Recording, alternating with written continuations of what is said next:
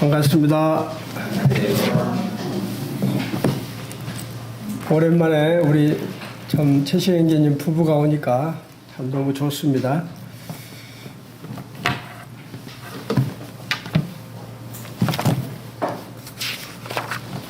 제가 이 앞전 그 말씀 기억나시죠?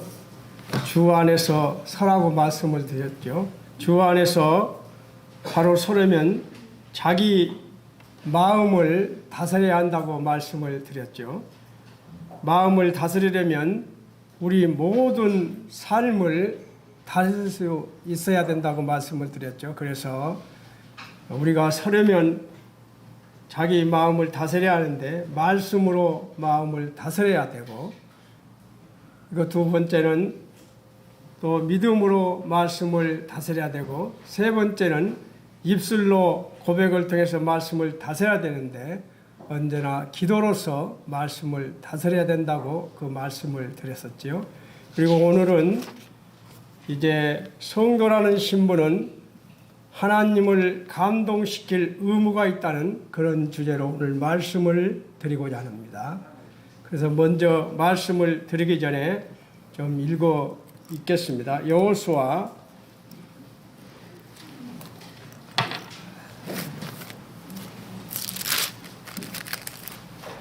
여호수아 3장 15절부터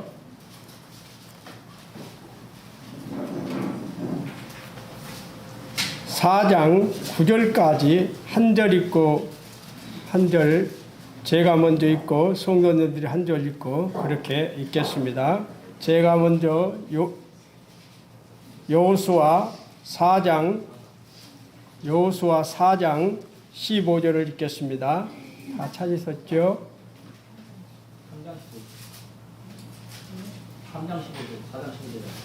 3장 15절부터 읽겠습니다.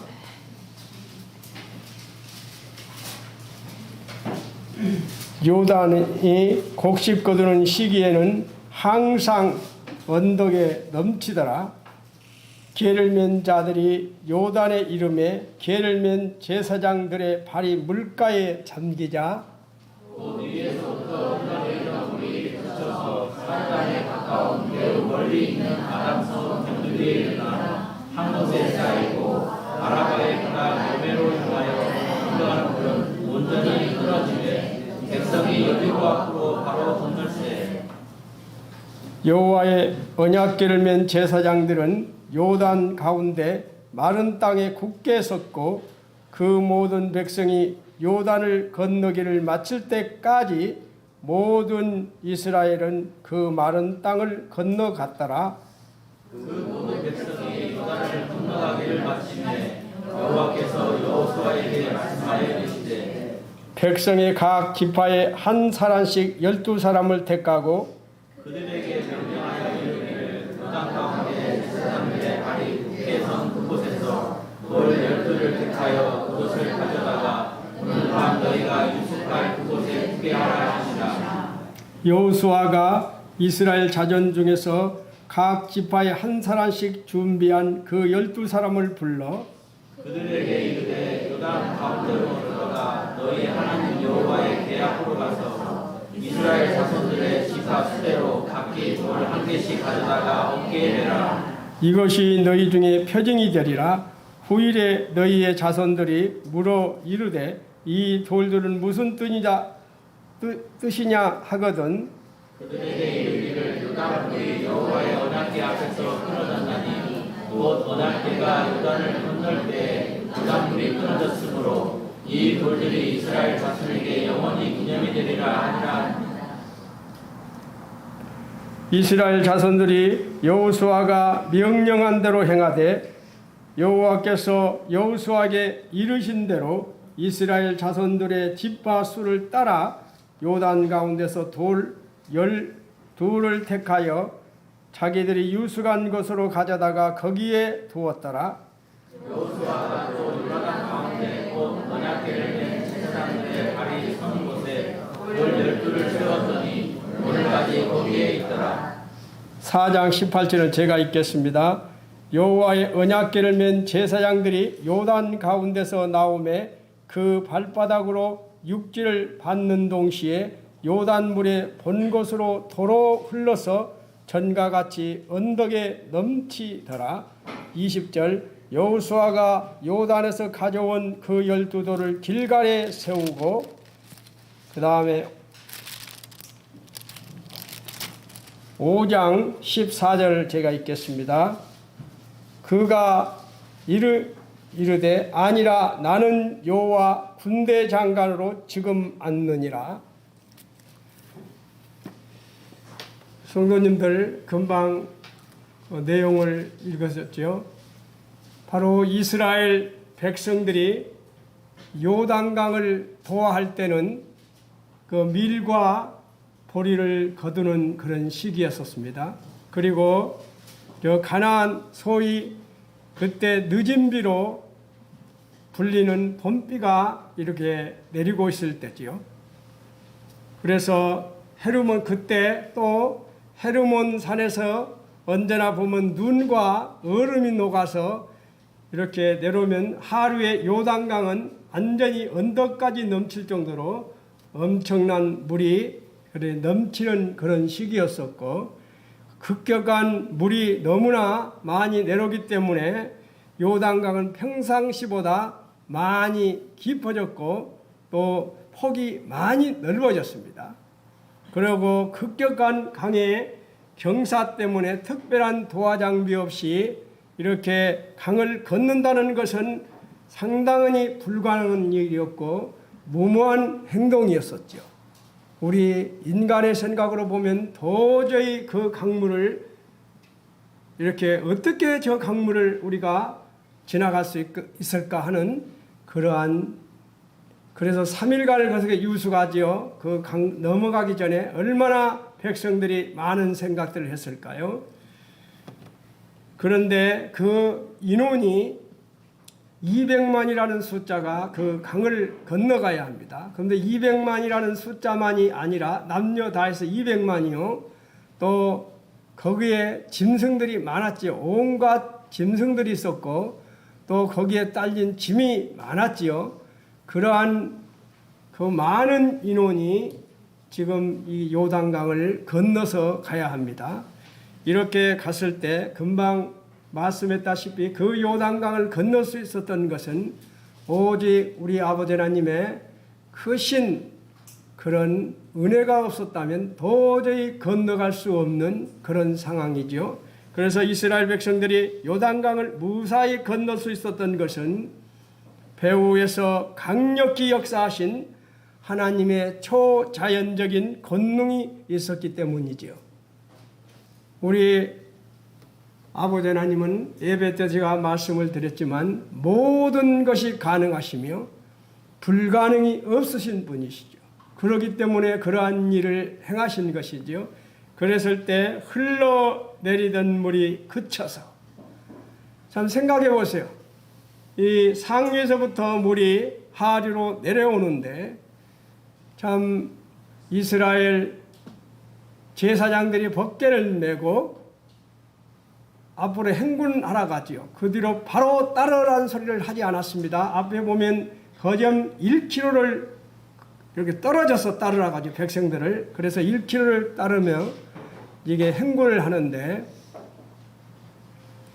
법궤를 맸던 제사장들이 그 넘치는 강을 그 말씀에 의지해서 그냥 강물에 이렇게 발을 탁 담글 때 물이 그대로 서버리는 거지요. 물이 내려오지 않고 그쳤더라. 그치면서 연속 물이 쌓이고 하는 것이죠. 상상이 되지요. 물이 백처럼 이렇게 쌓이는 겁니다. 그런데 그 요단강 가운데서 제사장들이 법궤를 메고 가운데 메고 있습니다. 메고 있을 때 폭이 지금 한 1.5km를 상상하죠. 1.5km 해서 폭을 온 백성이 이렇게 지나가면 한 반나절이 걸린다고 그래요. 반나절이 걸려서 그 도하 작전을 했었죠. 그렇게 했는데 참 또 제사장들이 200만이라는 숫자가 다 건너고 난 후에 하나님께서 여호수아를 통해서 다시 제사장들이 법궤를 맨 사람들이 다시 나오라고 했을 때 그들이 나와서 육지의 땅을 받는 순간 백을 이루었던 그 강물이 그대로 다시 흐르는 그러한 광경을 우리는 보게 되죠. 여기서 우리가 간과해서는 안 될 중요한 사실 한 가지가 있는 것이죠. 그것은 바로 언약궤를 맨 제사장들의 믿음인 것이죠. 우리가 생각했을 때 그 믿음은 대단한 것이지요. 지금 완전히 하루에는 물이 넘쳐서 언덕까지 넘쳤다라고 나오죠. 그런 물을 건너가서 한 중앙에서 법궤를 메고 서 있습니다. 온 이스라엘 백성이 건너가기를 기다리고 서 있는 것이죠. 즉 그들은 번남하는 요단강을 두려워하지 아니했다는 것입니다. 그리고 하나님의 명령에 온전히 순종해서 담대히 강에 들어섰고 이스라엘 백성들이 모두 강을 건너기까지 언약궤를 메고 강 가운데 서 있었던 그 언약궤를 맨 제사장들의 믿음을 방금 이렇게 보았습니다. 그리고 보면 마른 땅에 굳게 섰고 나오지요. 제가 어제도 우리 임지영제님에게 가자고 전화를 하니까 몸이 피곤해서 못 갔어요. 그래서 저 혼자 어제 또 장항에 갔습니다. 그래서 저는 장항에 갈 때 그냥 가는 게 아니라 물때를 보고 가지요. 지금 물이 빠졌는지 안 빠졌는지를 보고 가는데 어제 다 물이 빠졌을 때 가니까 물이 빠지면 어떻게 합니까? 그 물이 빠지면 저 깊숙이 가면 입까지 들어갑니다. 좀 가에 가면 조금밖에 안 들어가죠.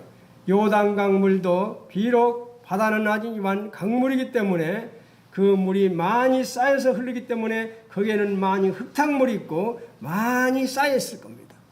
그런데 한순간에 마른 땅이 되었다는 게 얼마나 감사합니까? 마른 땅에 굳게 섰고 물기가 없는 굳은 땅을 의미하는 것이죠. 이 물도 흐르는 물을 가르셔서 쌓이게 하실 것뿐만 아니라 이스라엘 백성 200만 명이 건너기 좋게 안전 마른 땅으로 만드셨던 우리 하나님을 이 시간 기억하게 될 때 감사가 되지요. 방금 말했다시피 1.5km 정도에서 200만 명이 도하작전을 시작했습니다. 4시간 동안 서 있었던 그 제사장들의 그 믿음을 한번 생각해 보자는 것입니다. 그리고 여호수아 4장 2, 3절 다 같이 읽었지만은 모든 백성이 요단에 건너가기를 마침에 여호와께서 여호수아에게 말씀하여 이르시되 백성 각 집파 한 사람씩 12사람을 택하여 그들에게 명령하여 이르기를 요단 가운데 제사장들의 발이 굳게 선 그곳에서 돌 12를 택하여 그것을 가져다가 오늘 밤 너희가 유숙할 그곳에 두라 하시지요. 참 생각해 보세요. 참 온 백성이 요단강을 다 건너갈 무렵에 처음에 말하는 게 아니지요. 온 백성이 이스라엘 백성이 다 건너가기를 마칠 무렵에 하나님이 명령하시죠. 여기서는 만나오지만 이미 요한계시록 3장 12절에서는 분명히 말을 하고 있습니다. 이제 이스라엘 집파 중에 각 집파 한 사람씩 12명을 택하라. 그때는 아무 의미도 안 줬어요. 12명을 택하라고 해놓고 안 했어요. 그때 당시에 12명의 각각 집파에서 지도자들을 택했을 때 이 지도자들은 어떤 생각을 했을까요? 내가 우리 집파에서 지도자로 택함을 받았기에 틀림없이 어떤 큰 일을 우리에게 맡길 것 같다는 것은 생각했지만 이들이 어떤 일을 맡길까는 몰랐지요. 그런데 이들이 요단강을 다 건너갈 무렵에 하나님께서는 이스라엘 백성 지도자들을 택해서 제사장이 벗개를 메고 있는 그곳에 12개를 택해서 그 지도자들이 어깨에 메고 나가라는 명령을 하는 것이죠. 어떻게 보면 그 지도자들은 속으로 엄청난 큰 일을 시킬 걸로 생각했는데 하나님은 그들에게 돌을 어깨에 메고 가라면 아마도 어깨에 메고 가는 돌은 상당히 컸을 겁니다. 그냥 적은 돌 같으면 이렇게 들고 가는데 어깨에 맬 정도다면 엄청나게 큰 돌이었을 거예요. 그들은 어떤 생각을 했을까요?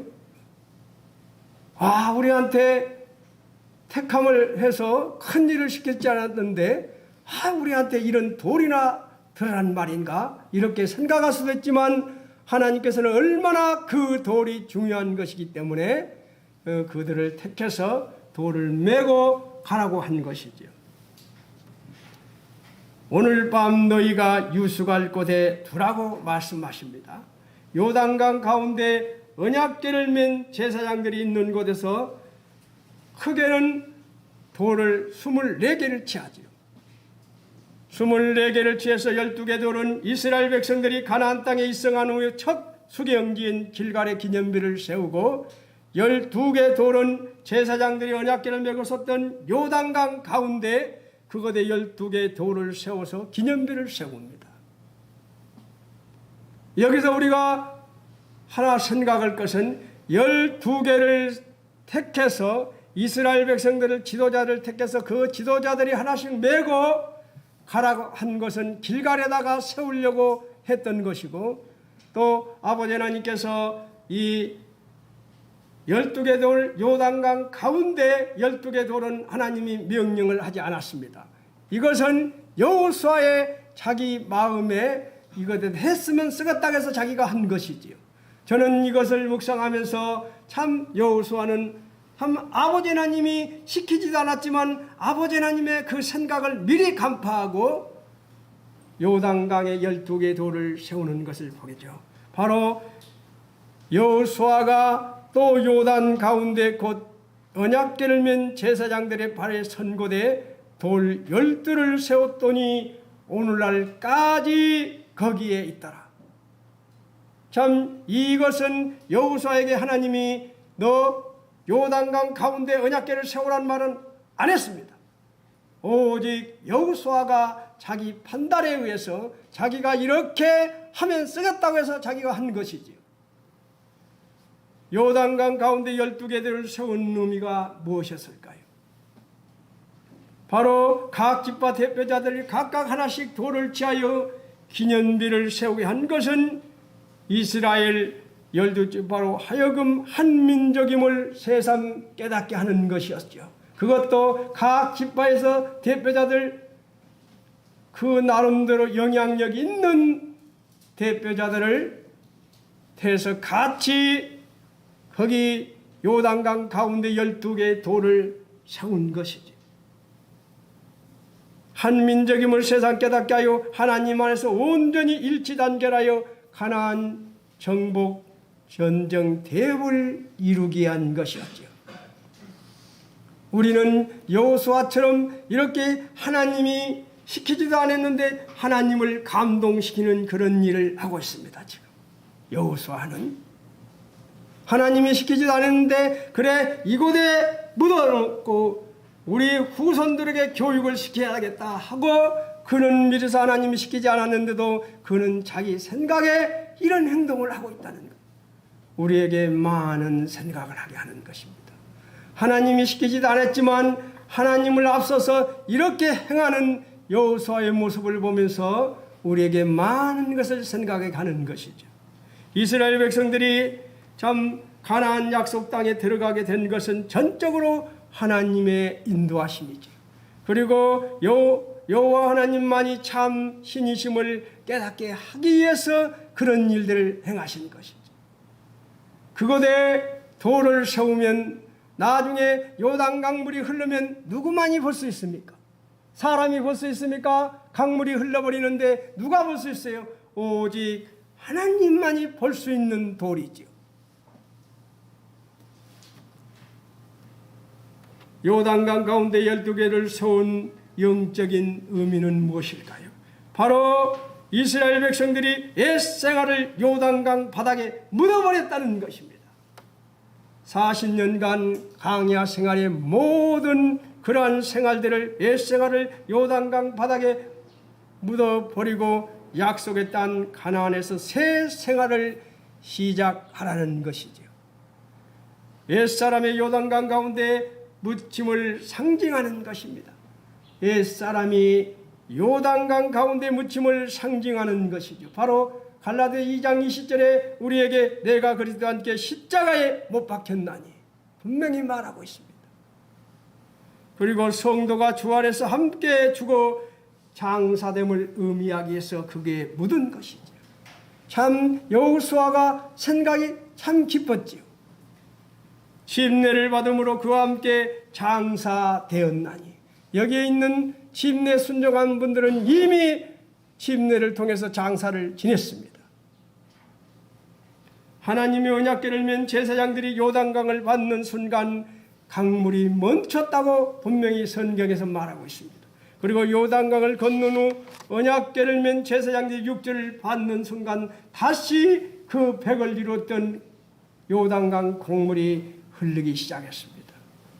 하나님께서 함께 하시는 한 어떠한 장애물도 앞길을 가로막을 수 없다는 것을 우리에게 증명해 주는 것이죠. 그렇지요? 그런 하나님이 우리 하나님이라는 사실입니다. 예요, 흐르는 물을 발을 밟으니 물이 서버렸습니다. 담을 이루듯 꼿꼿이 서서 물이 차였다는 것이지요. 그랬는데 또 제사장들이 다시 나가서 발을 밟자 그 물이 흘러서 12개의 기념비를 세웠던 물을 덮어버렸어요.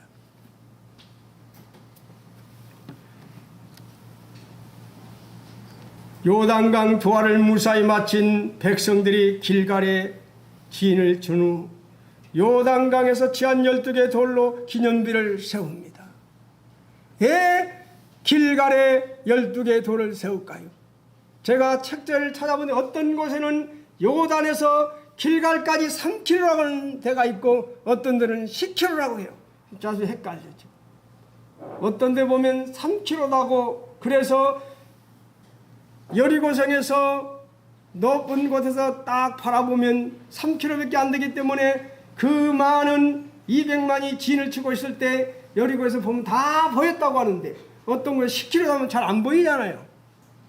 그래서 저는 제 분별로는 10km보다도 더 가까운 거리가 아닐까 그런 생각이 들어요. 애굽 남셋에서 길갈까지 약 거리가 며칠 거리일까요? 출애굽에서 길갈까지 그 거리가 며칠이면 갈 수 있는 거리였습니까? 딱 보름밖에 안 걸리는 거리입니다. 보름밖에 안 걸리는 거리를 하나님께서는 왜 40년을 걸리게 했습니까?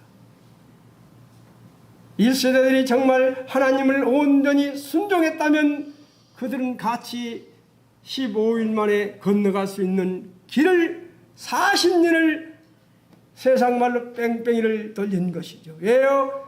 1세대가 다 광야에서 죽기를 기다렸던 것입니다. 40년을 뺑뺑이 돌린 것은 1세대가 다 광야에서 죽기를 기다렸던 거예요. 다 죽으니까 이제 길갈에 들어가게 하신 것이죠.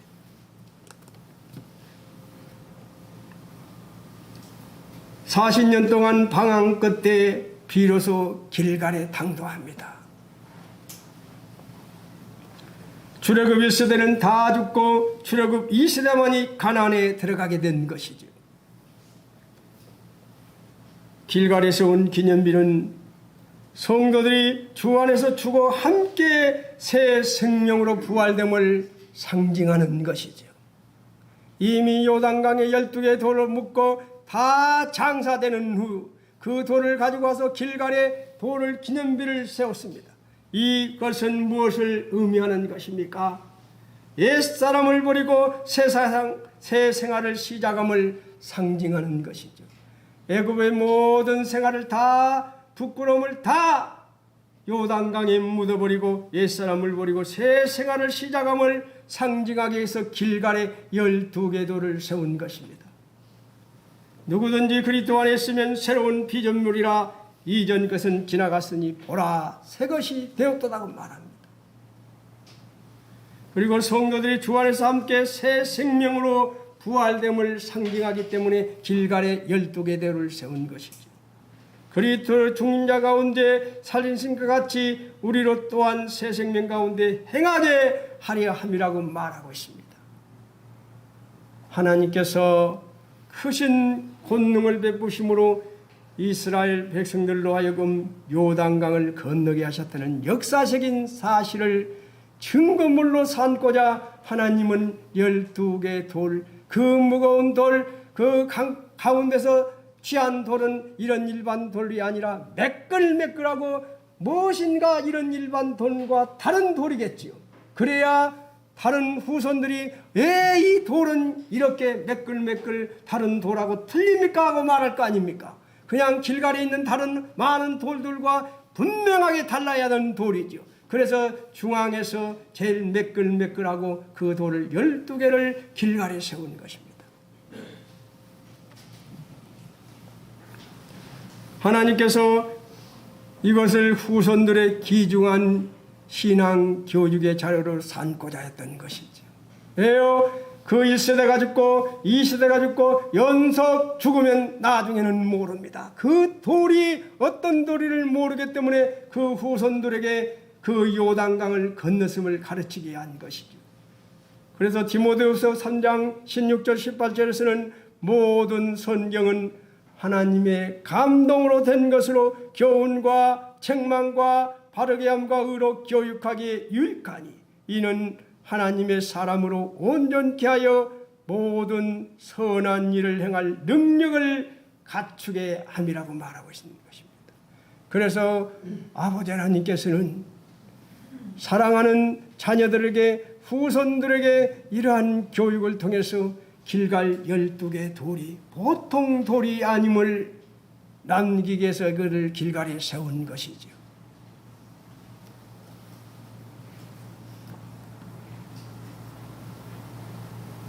요단강 가운데 12개 돌로 기념비를 세우고 길갈에 12개 돌로 기념비를 세운 것은 후손들에게 여호와 하나님을 영원토록 경외하도록 교육하기 위함이었던 것입니다. 교육은 무엇이지요? 백년지대계로 표현될 만큼 중요한 것입니다. 그래서 확실한 증거를 가지고 교육할 때 확실하게 이해가 되고 배울 수 있기 때문이지요. 그래서 우리는 자녀들을 통해서 교육이 중요한 것입니다. 저는 그래서 매 주마다 헌금할 때 제가 헌금함에 넣지 않습니다. 제 손녀들에게 연속 넣게 만들어 지금까지 작년까지는 우리 하진이가 연속 넣었어요. 그러다가 올해 와서는 이제 우리 하윤이도 교육을 시켜야 되겠다. 그래서 한 주는 하진이가 넣고 한 주는 하윤이가 넣고 이렇게 넣게 만들고 있습니다. 왜요? 나중에 내가 죽고 나서 우리 하진이 하윤이가 어떻게 하나님을 섬기는 것인지를 배워라는 것입니다. 그래서 우리는 교육이 중요한 것이지요. 그래서 하나님은 이러한 교육을 통해서 이스라엘 백성들이 분명하게 설 수 있도록 교육을 시키기 위해서 길갈에 12개 돌을 세운 것입니다. 이스라엘 백성들이 애굽에서 나온 지 과연 얼마 만에 가나안 땅을 받게 되었습니까? 가나안 이스라엘 백성들이 애굽을 떠난 지 예수님 오기 전 BC 1446년 1월 14일 밤에 출발했습니다. 예수님 오기 전 BC 1446년 1월 14일 날 밤에 출발했어요. 그런데 길갈에 도착에 들어간 것은 BC 1406년 1월 10일이었어요. 2월 10일이면 애굽에서 떠난 지 40년에서 딱 며칠이 부족하지요? 4일이 부족했습니다. 40년에서 4일이 부족했는데 BC 1406년 1월 14일 저녁 그 그것에서 유월절을 준수하지요.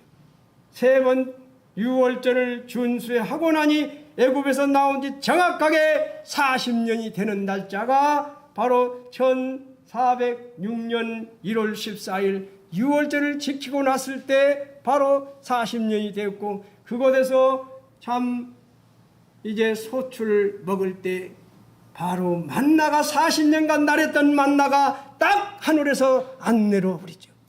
얼마나 철저하게 하나님은 우리를 개입하셨는가를 우리는 말씀을 통해서 볼 수가 있습니다.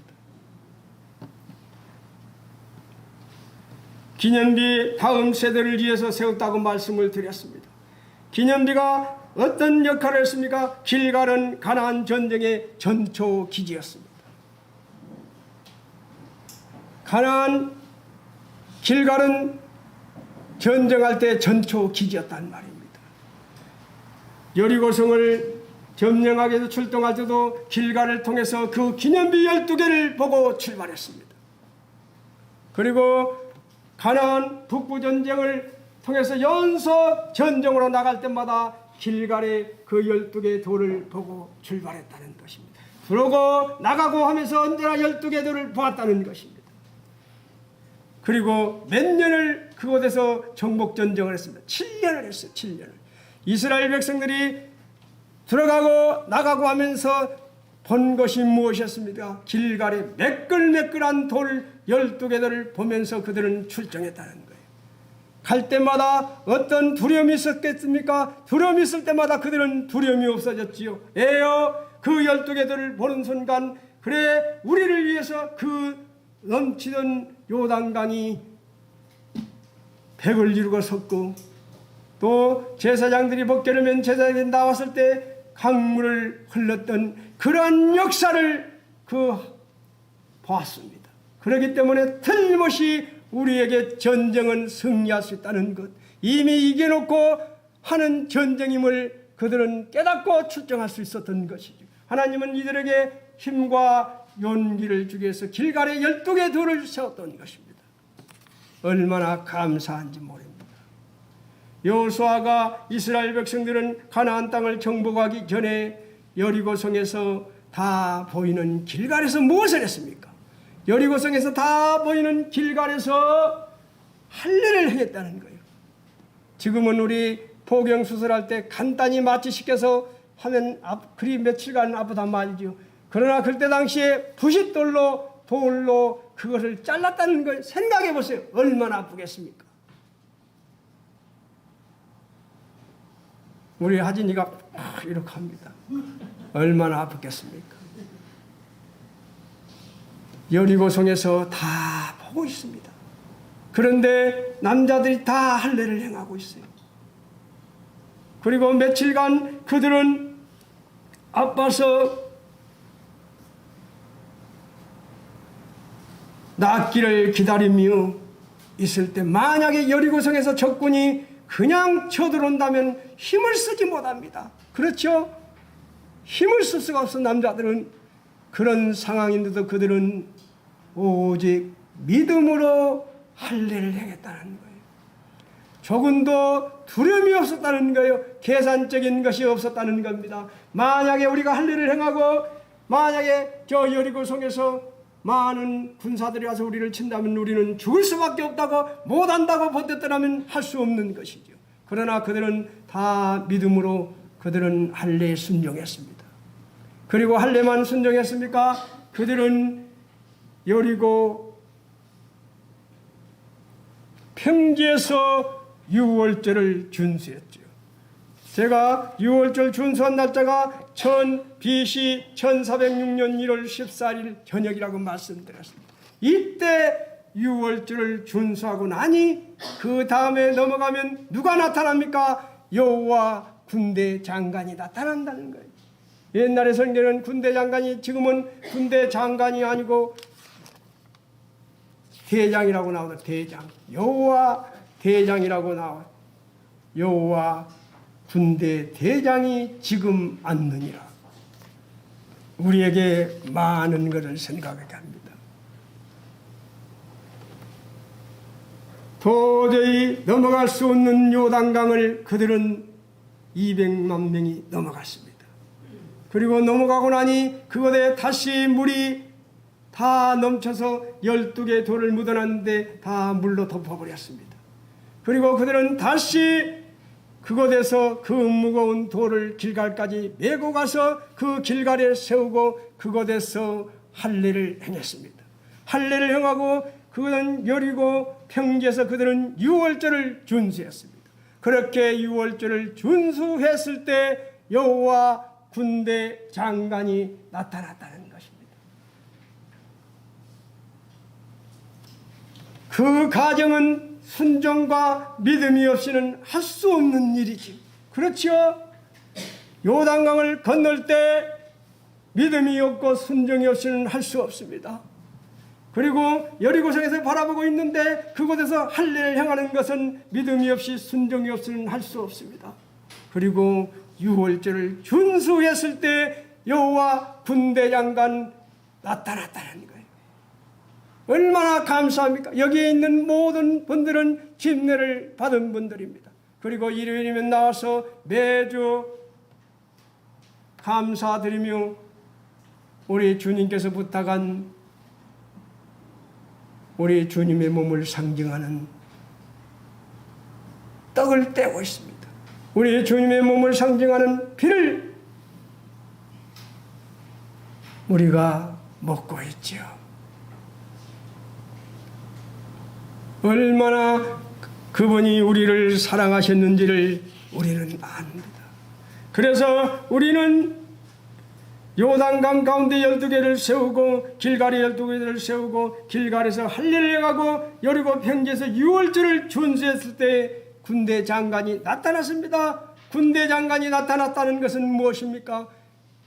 이스라엘 백성들을 지키기 위해서 나타났다는 것이지요.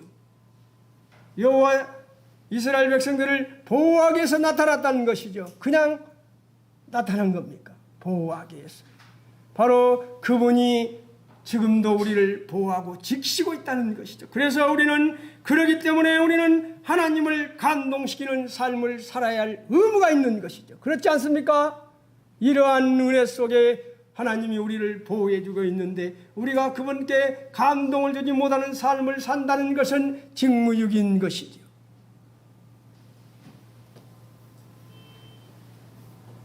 하나님께서 감동시킨 인물들을 하면 많지요. 구약에서는 본 바로 아브라함이지요. 아브라함은 100세에 주신 아들을 하나님을 믿고 순종하여 독자 이삭을 제물로 바쳤습니다.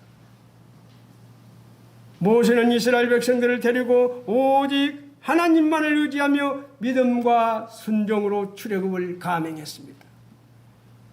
우리가 잘 아는 오늘 여호수아도 바로 하나님만을 의지하고 믿음과 순종으로 바로 요단강을 도하작전을 시작했습니다. 그리고 믿음으로 그는 할례를 준수하고 유월절을 준수했습니다.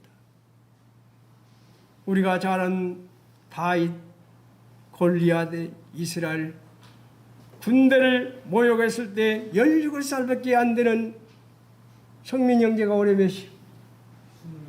27. 딱 10살 밑에요. 다윗이 17살 어린 나이에 투구를 쓸 수 없는 어린 나이에 그는 이스라엘 군대를 모욕하자 만군의 하나님의 이름으로 누구를 죽였습니까? 골리앗을 죽였습니다. 그리고 자기를 죽이려고 3,000명을 정예군을 그냥 아니라 3,000명을 동원해서 수색하는 사울왕을 그는 자기를 죽이려 하는 그 사울을 얼마든지 죽일 수 있었는데 죽이지 않고 어떻게 했습니까? 옷자락만 살짝 베었죠. 옷자락만 베고도 얼마나 마음이 아파했습니까? 그뿐만이 아니라 자기를 또 죽이려고 3,000명을 통해 수색할 때 물병과 창을 가지고 가서 그는 어떤 행동을 하고 있습니까? 자기를 죽이려고 하는 원수에게 엎드렸다는 것입니다. 자기를 죽이려고 하는 원수에게 엎드리고 자기를 죽이려 하는 원수에게 아버지라고 불렀다는 거예요. 아버지. 자기를 죽이려는 자에게 아버지라고 불렀습니다. 예, 그는 엎드렸습니까? 그는 내 아버지라고 불렀습니까? 얼마든지 자기 손으로 죽일 수 있었는데 그는 기름 부은 자였기 때문입니다.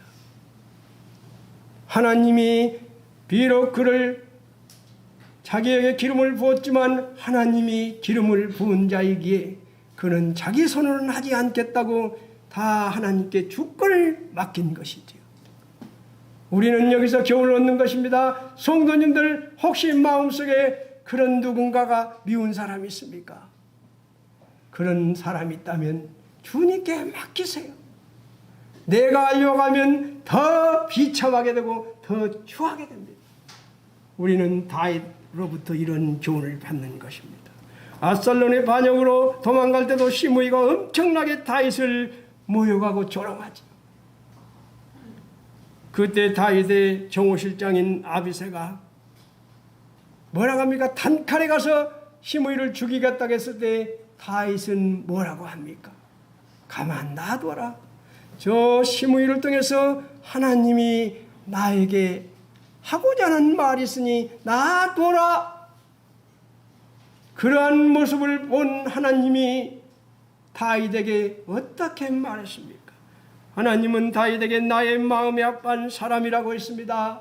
그리고 사도행전 13장 25절에 이새의 아들 다윗을 만나니 내 마음에 맞는 사람이라 내 뜻을 다 이루리라 했어요.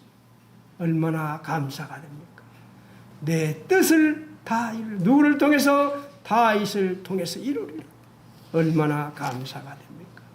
그리고 이제 시간이 다 가버리는데 우리가 잘 아는 사도 바울도 어떻게 했습니까? 예수님을 만나기 전에는 교회를 핍박한 사람이에요. 예수님을 믿는 자들을 엄청나게 성도들 핍박한 그가 예수님을 만난 후 이방인의 사도로 부르심을 받은 후 믿음으로 순종하여 평생을 전도하며 살았다는 것입니다. 그리고 그는 이런 고백을 나는 매일 죽노라고 고백하고 있습니다. 그리고 그는 나는 오늘날까지 범사의 양심을 따라 하나님을 섬겼노라. 나를 본받으라고 그렇게 고백하는 사도 바울의 고백을 우리는 들을 수 있지요. 바로 여호와 군대장관을 만난 사람들은 이렇게 하나님을 감동시키는 삶을 살았다는 것입니다. 그렇지요. 바로 아브라함도 모세도 여호수아도 다윗도 사도 바울도 우리 아버지 하나님의 크신 은혜의 가치를 알았기에 우리 주님의 사랑의 가치를 너무나 확실히 깨달았기 때문에 이렇게 감동을 주는 삶을 살았던 것이죠. 이제 마무리를 해가며 끝내려 합니다. 바로 하나님을 감동시키는 삶이란 무엇입니까? 바로 비전이 있어야 하나님을 감동시키는 것이죠. 제가 오늘 아침에 일어나서 저는 일어나자마자 제 휴대폰을 챙겨서 동원중학교로 갑니다. 가서 오늘이 7일이면 7일 잠언을 들고 그 다음 말씀을 듣기 시작하면서 제가 걸어요. 오늘은 여호수아를 4장부터 몇 번 반복해서 다시 들으면서 그렇습니다. 그런데 문자가 왔어요. 연재교회 전충환 형제님, 부산대학교 부총장이지요. 그 형제님이 저에게 문자가 왔어요. 기도를 요청한 것이었습니다. 지금 부산에는 7만 5천 명이나 되는 이런 학생들이 와 있다는 거예요. 그런데 부산대학교도 그런 학생들에게 전도를 해서 어떻게든지 그렇게 하는 프로그램을 만들어서 하려고 하는 그런 것들을 동영상을 찍어서 기도 요청이 왔었습니다.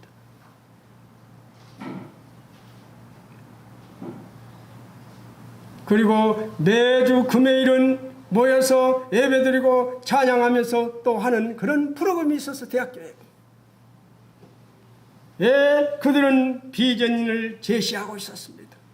바로 온 천하의 복음을 증거하고자 하는 분명한 꿈과 비전이 있었다는 거예요. 그런 것을 저에게 요청하고 있었습니다. 우리에게는 비전이 있어야 하나님을 감동시키는 것이죠. 저는 지금 개인적으로 기도하고 있습니다. 지금 일부 교회에서 좀 교회 오래된 형제들에게 한번 전도해보라 하니까 전도를 제대로 하지 못하더라는 거예요. 그래서 교육이 얼마나 중요한지를 몰라서 교회 며칠 전에도 우리 배자매님 아버지 어머니가 와서 교제하고 식사하고 갔어요. 거기 세종교회도 전도 수련회를 준비하고 있더라고요. 이렇게 교육을 시켜서 하려고. 지금 왜 그렇습니까? 바로 우리는 비전이 있어야 하나님을 감동시키는 것이죠. 자, 우리 배자매님 참 그 말 듣고 내 감동이 됐어요. 자기 집에 남세정을 갔는데 갑자기 토요일 날 왔으니까 당연히 여기서 예배 드리고 갈 줄 알았다는 거예요. 그런데 갑자기 배자매가 간다고 군산 번영록교에서 예배 드린다고 하더래요. 그래서 천거를 받았으니까, 군산 번영록교에서 천거를 받았으니까 이제 소속이 군산 번영록교이기 때문에 저는 가서 예배를 드려야 합니다고 왔다는 그런 말을 그 배자매님 부모님으로 들을 때 마음이 찡했어요. 정말 우리 배울 점이 있는 것이지요. 그리고 우리는 담대한 믿음과 순종이 있어야 하나님을 감동시키는 것이지요. 하나님께서 어려운 환경에도 불구하고 말씀을 의지하고 담대한 믿음으로 순종하는 사람과 함께 하셨다는 것입니다. 바로 말씀을 더 이상 설명하려도 알겠지. 어려운 환경에도 불구하고 말씀을 의지하고 담대한 믿음으로 순종한 사람들과 함께 하셨습니다. 누구하고? 모세하고도 함께 하셨습니다. 여호수아도 함께 하셨습니다. 다윗과 함께 했지요. 그렇다면 우리와도 함께 하시는 하나님이 아닙니까? 우리가 어떻게 어려운 환경에도 불구하고 말씀을 온전히 의지할 때, 담대한 믿음으로 나아갈 때, 순종할 때 하나님은 우리를 사용하실 것입니다. 아멘이지요? 그리고 세 번째는 희생적으로 하나님을 사랑할 때 하나님께서 감동하신다는 사실입니다. 하나님께서 마음과 뜻과 힘을 다해 하나님을 섬기며 그의 뜻을 받들어 하나님 제1위로 살아가는 사람을 구원하시고 이런 사람을 통해서 역사하셨던 것을 우리는 너무 잘 알고 있지요.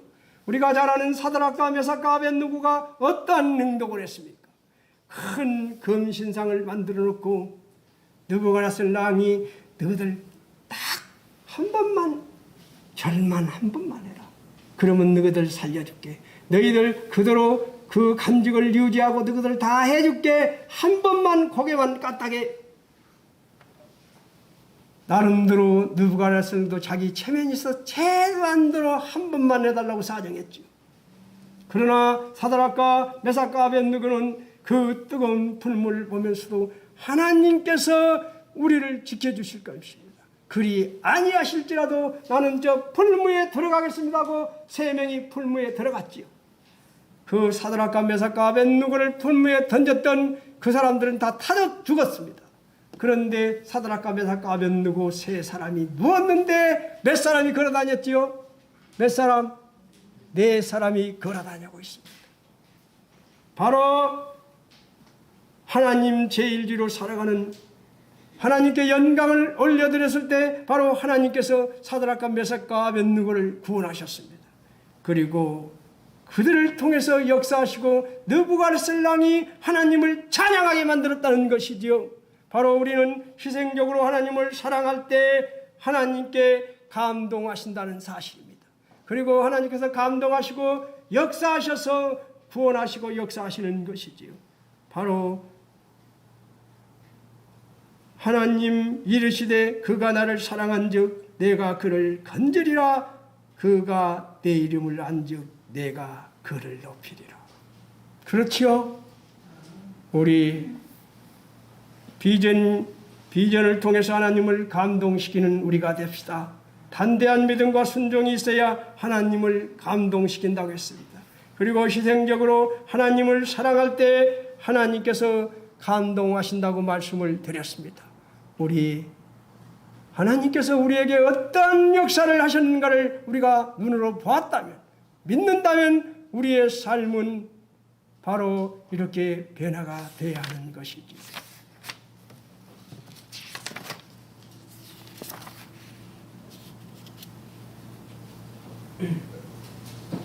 믿음이란 말씀 위에 서는 것이 아닙니다. 믿음은 인간의 이성에 의해 합리적인 생각에 기초한 것이 아니라는 사실입니다. 믿음은 기분이나 마음의 느낌에 기초한 것이 아니라는 것이죠. 믿음이란 눈에 보이지 않지만 믿음이란 눈에 보이지 않는 집의 기초와 같은 것입니다. 서울의 63 빌딩이 기초가 보입니까? 롯데 빌딩이 기초가 보입니까? 우리는 기초가 완성돼야만이 하나님께서 그 위에 집을 지어주신다는 사실입니다. 우리가 기초를 정말 단단히 만들어가는 그런 기초를 만들어서 우리 하나님께서 그 위에 집을 지을 수 있도록 우리의 그런 삶을 살아가길 바랍니다. 이상으로 마치겠습니다. 기도하겠습니다.